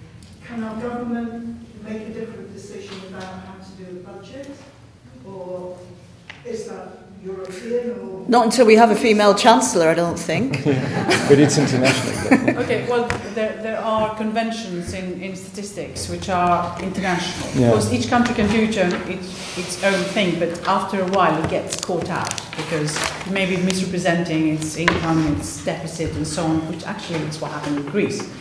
But there are conventions, and every now and then they change, and that's the interesting thing. So we have just changed the way in which we calculate some of those investments in the UK by using intangibles, things that you don't actually see in terms of plant and equipment, but you see it in terms of changes in processes, changes in which you make things. It's a bit more innovation, R&D, and they used to be considered as being just things that added to the final product, and therefore they were just an input into the thing, and therefore you never calculated. And now they say there are things in their own right which you've got to take account of, and they actually increase your GDP. There is no real reason why some of these things cannot be rethought over a period of time. And the interesting thing about education, for example, which I mentioned before, on the waste if we don't use it properly, but also care, which after all is an essential part of what needs to go on, cannot be termed as public goods, the sort of things that have to be part of a normal infrastructure of an economy, and therefore you value that in a certain way. And also perhaps you pay for it in a certain way. And I think that's the sort of convention which needs to take hold. And I'm surprised that we haven't been able to do that in Europe, which is quite a caring, by comparison to us with the social chapter and everything. You actually take these things much more seriously than we do. So I think there is scope possibly for doing something. But just one very small point on trickle down, if I may. I know you're coming back with something else. It is absolutely true. It's just not, it may not trickle down if it's not done properly. So quotas have to be done the right way, monitored the right way, but as I kept saying, they're not a sufficient condition, they're just a necessary condition. A lot more needs to be done around. So quite right, whoever said. Are there any... There is someone who's... Can I just add a point of information? Certainly, please stand. There are sort of setting up a European group to look at the European system of national accounts, which was changed quite recently to include things like research and development as an investment, but also to include spending on weapon systems as an investment. So now the paradox, we can spend on Trident, and that's counted as investment. If we spend on decent care systems that actually pay the care workers properly, that's counted as consumption. So I think it would be good, if more economists could address this point and work together with people in other parts of Europe in order, they aren't unchangeable. No, do need to do a lot of work to change them. Questions, ladies? 2 more. I do apologise. Women, I can hit the back. The man in the grey. And the woman in the teal. I do apologise. I come from the legal profession and also politics, and politeness and courtesy, I'm afraid, is last century. The idea, obviously, is that ladies is a pejorative term because it assumes that some women are nicer and more genteel than others. Please, your questions. Right, sorry to be a grey man. I was getting lonely. My name's Tom Schroeder. Oh, could you say that again, Tom? Schroeder. And I've just been writing a book on why most women won't know their level of competence. And I have a point and a question. The point is about age. Income inequalities or pay inequalities increase really dramatically with age. I mean, it's 40 and 45. It's something like treble, I think, the hourly pay rate. Now, it's bad in itself, but it's becoming far worse because in previous days, most older women were not qualified, had few competences, doesn't excuse pay inequality. But now, already, it is working its way through so that older women are better qualified than older men, just as younger women are even better qualified than younger women. So it's just a point to, I think, the age factor. The discussion today has been a lot about care and children, that's very understandable, but actually there's a lot of issues around the lifestyle. My question is about the labels and part-time. I mean, in writing this book, I became convinced that part-time is the key, actually, because that's what makes it good. My question may seem a slightly wacky one, but it's about the definition of part-time. At the moment, it's at 30 or 35 hours. That's where the binary split between full and part-time happens. And that's looking at things very much with a sort of male perspective. And I had the thought in one of my suggestions is change the definition of part-time so that it's only 8 hours of work as regarded as part-time. I don't think you can probably get rid of it completely. But if you treated everything else as work, I mean, and it was only those that were really marginal, people were not interested in careers. It's not only important, but it's marginal. Whereas anyone who's working over them is invested in their career, and careers don't have to be top-level careers, but they're interested in improvement and progress at whatever level they may be. Now, you have the statisticians, of course, all against you. But actually, as a serious suggestion, because otherwise, if we stick with the binary that we've got at the moment, I think it's a really tough task. Thank you very much. My name is Laura Dewar. I'm a single parent action network. Sorry again, Laura, could you, last name? Laura Dewar, a single parent action network. I'm also a trustee of Working Families. I want to put a point around economics. I think there are lots of organisations like ours that put forward the economic argument, but the economic argument is seen in little political bites of a 5-year term of office. So there are very few governments that are actually prepared to think in the longer term. If you talk about single parents, and what the single parents I deal with, they're entering work, they're unemployed and they're entering work. 80% of them currently, or JSA, have a child at primary school. Yeah. And there's a real pressure on those 9 out of 10 women to get into work as quickly as humanly possible. So you have people who are qualified, who are teachers, who are social workers, and who aren't going to go for, yes, top jobs, but could do a job that could actually support them, and they're pushed into the worst possible jobs as quickly as possible. So, you know, someone who's a teacher becomes a cleaner, someone who is a social worker works in a shop. And the long-term impact, and I see that impact on those women, that there's no recognition that actually giving someone a bit of support and a bit of not rushing them will help them and stop them having to be, they don't want to be reliant on in-work benefits, because those in-work benefits are increasingly going to be cut. So I suppose it's that, it's the challenge of actually getting governments to think about the investment in people a bit like airports, yes, that they actually see a long-term view and they're prepared to invest and put their neck out for people who might not reap the benefits while they're in office, but will reap the benefits when someone else is in office. And I think that's quite a challenge. Thank you.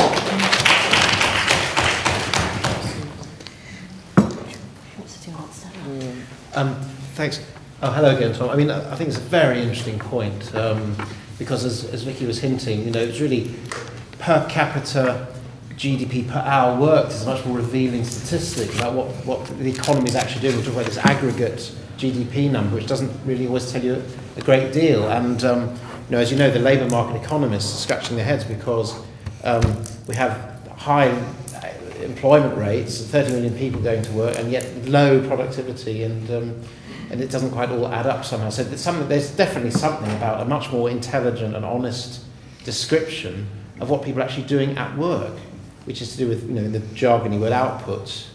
And, you know, there are traders, for example, in the markets who might only work 6 or 10 hours a week, and they earn a very good living because when they're working, they're highly effective. Now, are they part-timers? They're not really part-time, are they? When they're trading, buying and selling at the right moment, they're being ultra effective and successful, but they're not, in the derogatory sense, part-time, mere part-time. So it's very, very interesting. And well, we're just hearing more and more about the sanctions regime and the changes to benefits, and it's clearly very, very unpleasant, and perhaps that will be part of the discussion in the run-up to the election, and perhaps there'll be some fresh thinking after the election. Who knows? I mean, universal credit seems to be, you know, sort of good idea in theory if it's funded properly and if the transition is handled properly. But in practice, again, we're not really getting the whole story about this, and perhaps more will emerge. In the regulations, universal credit introduced for the first time, you sanctioned not taking 0 hours. Yeah. Right. Yes. I mean, this is yeah. It's crazy. Yeah. Sorry, Rebecca. Just responding to what Laura said, and we have talked about this quite a lot. I think one possible solution is to look at the reforms to the job centre and how it's working, and perhaps rethink this idea of putting the private sector as a key stakeholder, and focusing more on the people that come into the job centre, so tailoring advice to that person. So it's like, okay, what's your situation? How can we help you get some skills to get sustainable work that's going to pay you a living wage, and so you can look after your children and you can have enough to pay your rent, etc., etc. And it feels like at the moment our reforms are going the way of the US, and there's work being done at the moment by a brilliant lady called Dr. Mary Gasser in the US on what's happening there with their job centre reforms, and just how their response to the unemployment rate since 2008 recession has been that people are being pushed into these really insecure, very low-paid jobs. And she gave a really good example of one woman who went to the job centre. It's called the One-Stop Shop there. And she was told that there's, go to the local mall, there's a job fair, and you can pick up a job there. And she said, but that's only a temporary summer job. And she's like, oh, but the advisor says, oh, but you can come back again in the autumn because we've got other job fairs. And so it's this whole idea that jobs aren't really for life or for giving you a living wage, they're just to massage the figures. So the government can say that that person was employed for the whole year, despite the fact that she was only in very insecure, low-paid work. So, the economists in the room and the academics and the people working on these ideas really need to think of solutions and how we can come up with better reforms than the ones we've got at the moment. Going back to Laura's question, I've, again, anecdotally, I'm sure many of you have heard about women who have been approached at the job centre and sent to work in the sex industry. And it's been masked and promoted by the state. Has anybody heard of these issues that you're manning? Yes, I can hear people nodding. Telephone lines, which are in itself basically working in the sex industry. And this inappropriateness of accepting jobs that you do not wish to take for obvious reasons, and also you're not qualified to take, you're overqualified. Does anybody else want to answer Laura's question about this disjuncture between getting back to work as soon as possible and a lack of support, and what you can do and how the economy can support you in this? Anyone?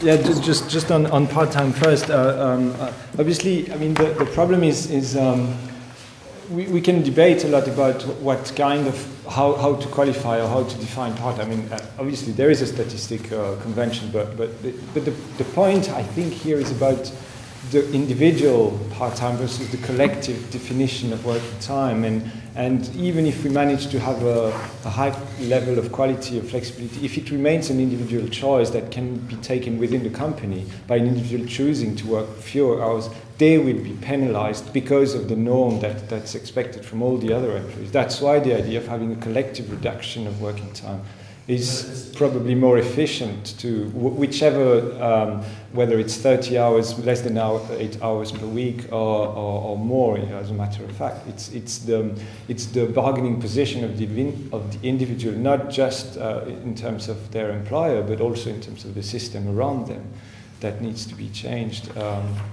Therefore, a reduction in the norm of work time. And it has happened, working time has reduced over the years, over the last century, so it's just continuing movement towards that, rather than providing flexible individual part-time that's of quality, because it's going to be discriminating in the longer term. Anyhow. And in terms of the short-termism of politics and the argument of job conditionality, indeed, I mean, somehow politics are short-termist, but they're also long-termist, because if you think about Tony Blair's reform and the welfare to work, it's still there. It's been 15 years now, and they haven't changed it. So what we need to do is convince the politicians that this is not a way that's working. It's not helping people, it's forcing them into jobs. And it's getting worse with the universal credit, with the sanctions, but also the very strong disincentive for second earner in the way the universal credit has been structured. But in terms of fundamental ideology, it hasn't changed much from what was proposed, and even before Tony Blair, other conditionality were, or withdrawal of benefits were. It's changing that. It's how to create a different kind of economy in the workplace as well, not so much changing the structure of benefits, but by having higher wages, the gap between the benefit level and employment would be better and more attractive so that people could get the jobs they want. But also by changing the job supply, by having more jobs that are of quality in the care industry, in all these activities that people were doing and now have forced to do something else because there is some supply that doesn't exist.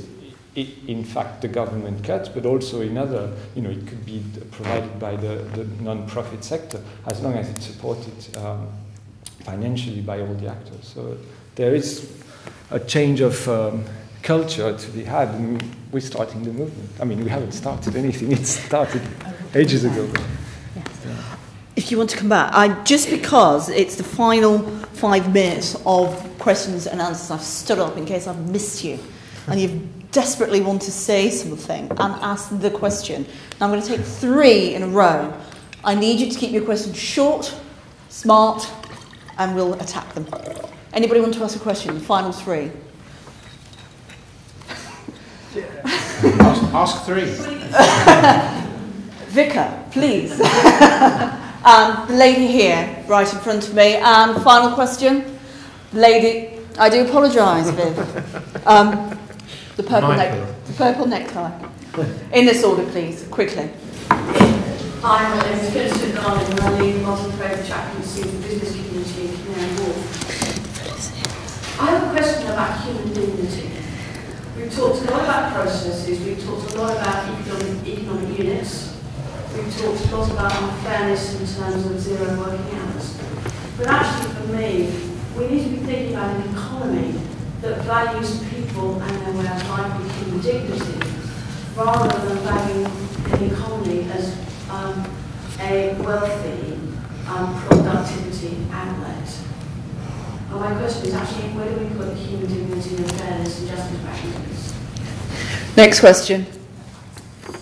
Ultimate question. Yes, please. Could you announce who you are?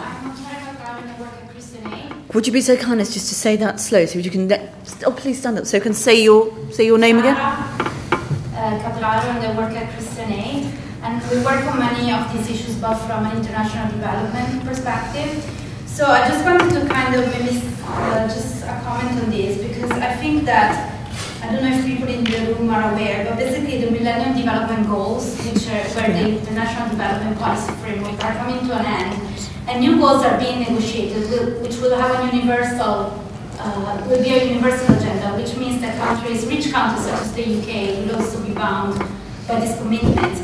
And there is a specific goal on women's empowerment, which includes, and gender equality, which includes issues such as decent jobs and equal pay for equal work, but also recognition of care and how care fits in the economy, which is what we're talking about. So it was just kind of wanting to say this and see if the panel has any thought on how having these discussions at a global level could bring the UK about changing its own practices, because the UK government has been very vocal on having this goal in the framework. And the final question, sorry. So my name is Sophia. Could you nice and slow so I can write it down? Sophia. Mine. Yes, Sophia. Thank you. So I was a visiting fellow in the Gender Institute at the LSE now, and I've been also previously involved in gender budgeting in Poland, when I come from. And I would like to say that also I like this shift right now, that it's done from human rights perspective more into well-being perspective. So it's like we still fight for something and nothing changes. So then I did also some research in 4 cities in Poland about what women and men want in the cities, and how this local governments can respond to this needs of women and men. And there were different, obviously. women wanted more security, for men more infrastructure, and yeah, so they wanted different things. But what I think also, both women and men, they were focusing on care issues because we are aging societies, and in some countries, like in my country, it's really like we are massively on minus, and also because a lot of people migrated to other countries. And therefore, there's one utopia that I really like of a German philosopher. Her name is Henau, and she published a book about 4-in-1 perspective, and she said, okay, we talk about care so much, but nothing is changing. So maybe we should reduce the working hours, so then therefore the work will be available for everyone, if not everyone is working over hours, and then there's no work for others. And so this 4-in-1, okay, this is like utopia, so it's like 4 hours is for productive work, 4 hours is for leisure time, 4 hours is for development and political activity, and 4 hours is for care. And Sophia, your question. Yeah, so I would like to ask if you see that in some political recommendations in the future, we can advise that everyone in the society would be responsible for care work. And there are some people who have really heavy burden, like women, on care of the elderly and children and underprivileged people. And the others, they don't have such a burden. So it's somewhat possible to do this policy recommendations to, Thank you. Rebecca, can I come to you with the question from Felicity? Again, I do apologise for missing your last name. The issue of human dignity being put back into the narrative of work. Obviously, you found women who wanted to work, needed to work, couldn't work, and how you found this issue of human dignity at the fore of your concern. Yeah, I mean, just to refer back to the women I interviewed, and I focused my talk on migrant and refugee women, but actually I also came across British citizens as well, and across the board, that's what they all talk about, the sense that they're worthless, and they feel like they don't matter, and they see the tabloids, and they hear David Cameron making speeches about single parents or migrants, and it really does affect their sense of well-being, and most of them are depressed and have issues with that, and it all comes from this public perception of them as benefit scroungers, and it's very real and it's very strong, and I come across it, and I'm not quite sure what the solution is beyond tackling media representation and politicians being a bit more responsible with the language that they use when they're talking about specific groups. But yeah. And Jerome?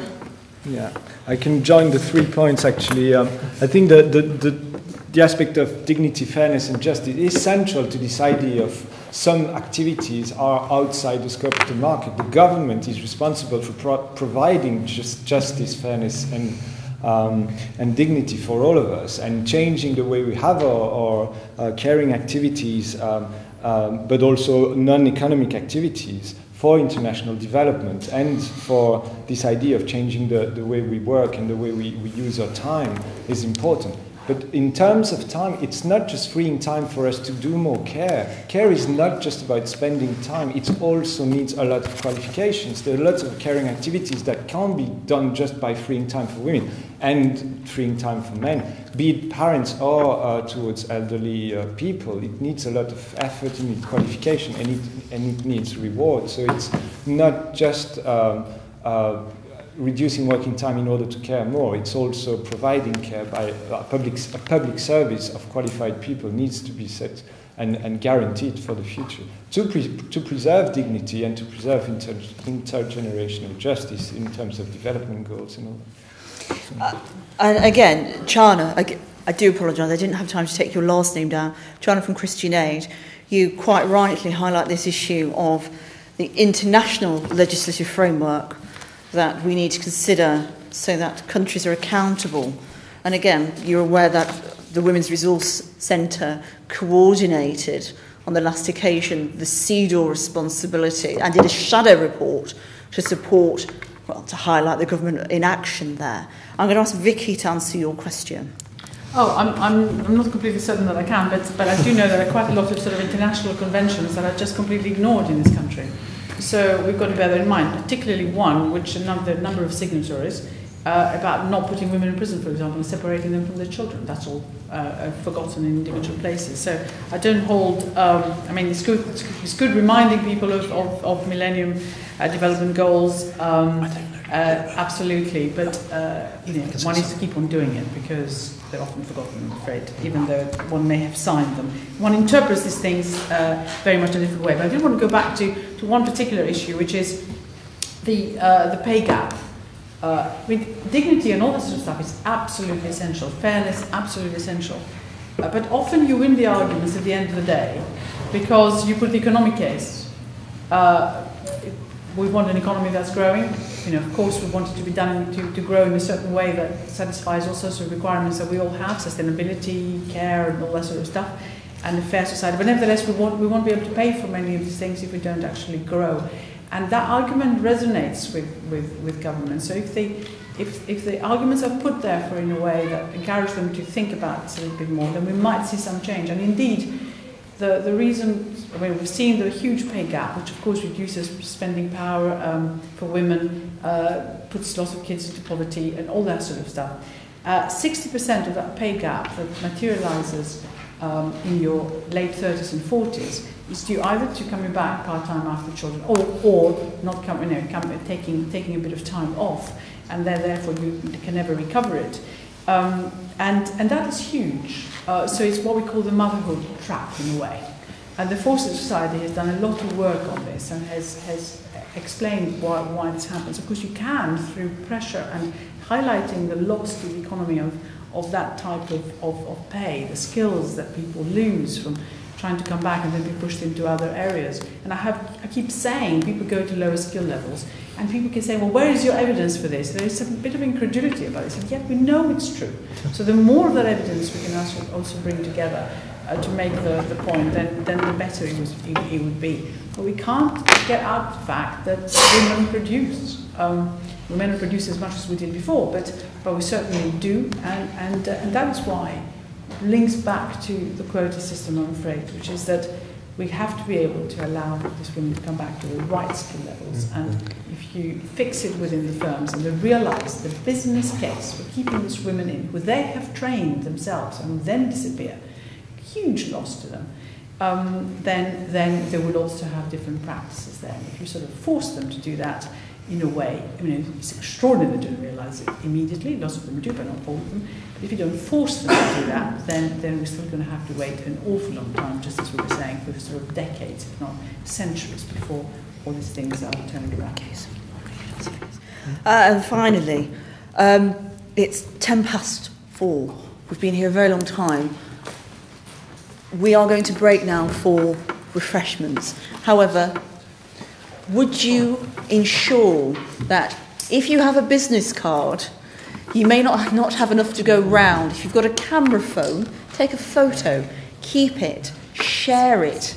It's not very often that we are in a room where we can discuss things, and I do not wish you to lose the opportunity to tackle, as I call it, more experienced minds. I did not recognise, I think she's just gone, Helen Jackson at the back, who is formidable, somebody who I respect a great deal. So please share your knowledge, share your contacts, share your experiences, and take photos of each other's cards, LinkedIn, Twitter, Facebook.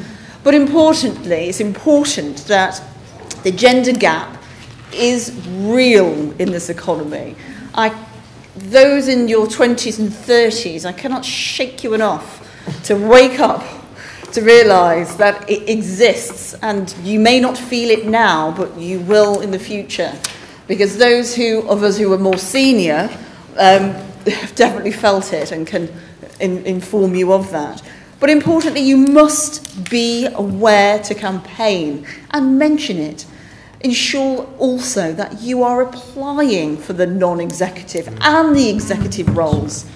I mean, I got a call out of the blue from the Cabinet Office saying, we are looking, and I say this, no word of a lie, we are looking, we're desperate. We need to fill a position. We have had no black women applying for 3 weeks. Could you send this out to your friends?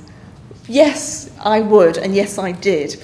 But they forgot to ask me to apply myself. So you've got to ensure that the opportunities are there and you grasp them.